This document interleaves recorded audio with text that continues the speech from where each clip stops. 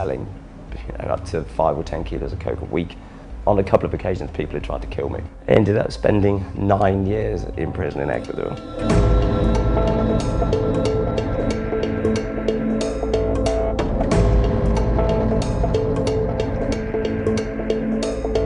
I've had a few nicknames throughout my time trafficking.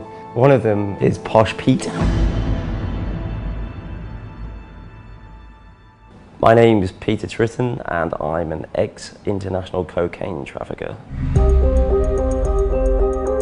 The first international import I ever did was from Holland, of 2,000 pills. Brought them in just before Christmas and made everyone's Christmas really good and New Year's Eve. And it was actually quite a few years after I did that I ever got into the cocaine trafficking, because I ended up in prison. So that kind of stalled things. I'd just been round to visit a friend to drop off some coke. I had a briefcase in the front of the van in which there were, I think, maybe 1,000 pills, a couple of ounces of coke, scales, and also a sawn-off shotgun in the back of the van. And a marked police car came up behind me and pulled me over, basically. Very quickly it became obvious that it wasn't a routine traffic stop. They immediately went into the front of the van and pulled out a briefcase. I'm like, oh, look what we found. Your whole world just stops, freeze frame. You're going one place and that's behind the walls and bars of a prison. During my time in prison, towards the end, I decided that, should I decide to get back into trafficking drugs, that it would be cocaine because it was low volume and high value. Having been released, didn't do anything for several months, then got tempted, made a phone call and said, look, can you try and find me a source who would be able to give us the hookup out in South America for the cocaine.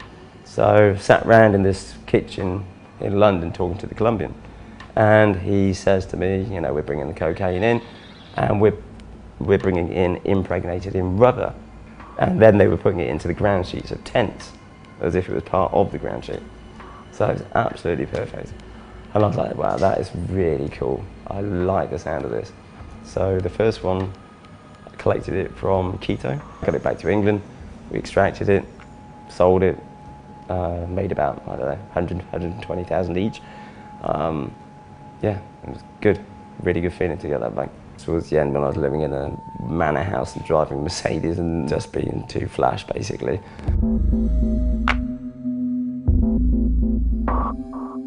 On a couple of occasions, people had tried to kill me. I had a gun pulled on me once in London, a Derringer 2-shot pistol in Chiswick, because obviously by that point I was selling up to 5 or 10 kilos of coke a week. Volumes of money involved by that point were, well worth someone's while and killing me, basically. The level of paranoia was insane. You are constantly, certainly at that sort of level, when you're running around with kilos of cocaine and tons of hash and, stuff, big amounts that you're going to prison for maybe 10 years plus at least. I ended up spending 9 years in prison in Ecuador.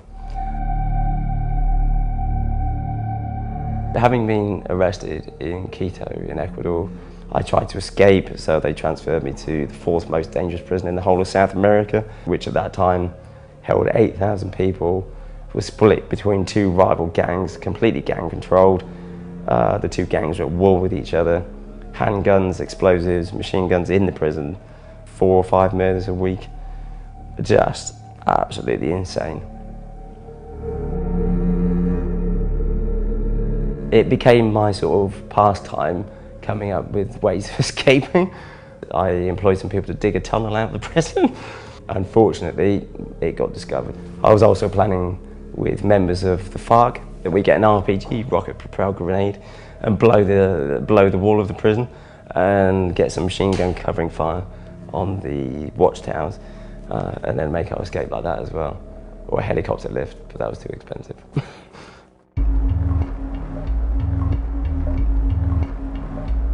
By this point, actually, in Quito, I'd more or less ended up in charge of the wing that I was living on, because I have a knack of organising people and sorting things out. And I'd realised that no one was really bringing any good cocaine into the prison. obviously there's a big opportunity, and there's, you know, it's a wing full of foreigners. They're the ones that take the most drugs. They've got the money. So I think, well, you know, I might as well start running it. Wing was normally quite busy in the evening, you know, people running about cooking, getting their drugs, doing drugs. I had taken a plate of food to a friend of mine. No one's doors are open, it's very quiet, it's, you know, you can feel something's not quite right. And there's just been this explosion right next to my head, here. And one of this other gang come up behind me with a handgun, shot over my shoulder, and right in front of me has shot the guy in the face, blown the back of his head out. So he's dead. Dived in my room, slammed the door shut, 2-hour-long gunfight ensued. A couple of the other gang members came out of their cells, so did this lot. So there was about 10 on one side shooting, and about 2 or 3 on the other. One had an Uzi submachine gun,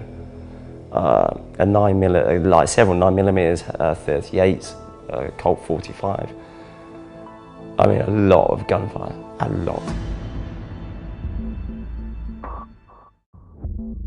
We were transferred en masse from the old prison in Guayaquil, the really dangerous one, into this new prison with all high security, you know, cameras everywhere. We went from having basically freedom to do whatever you wanted, you know, your own cell, TVs, to suddenly nothing.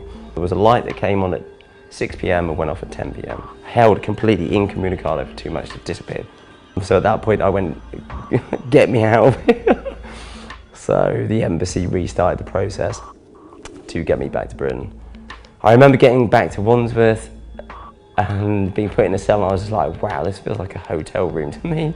And all these people are coming into the prison, you know, just from London, and they're crying and moaning and going, so bad, it's terrible, the food's really bad, and we only get visits 3 times a week. And I was just like, are you mad? This is fantastic.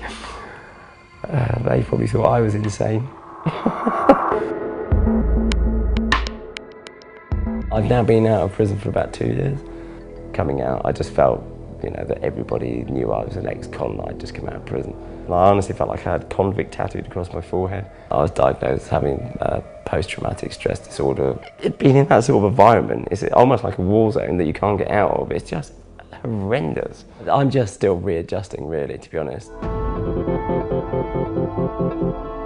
It is a dangerous business to be in. Most of my friends that were involved, I'd say probably 60–70% are dead.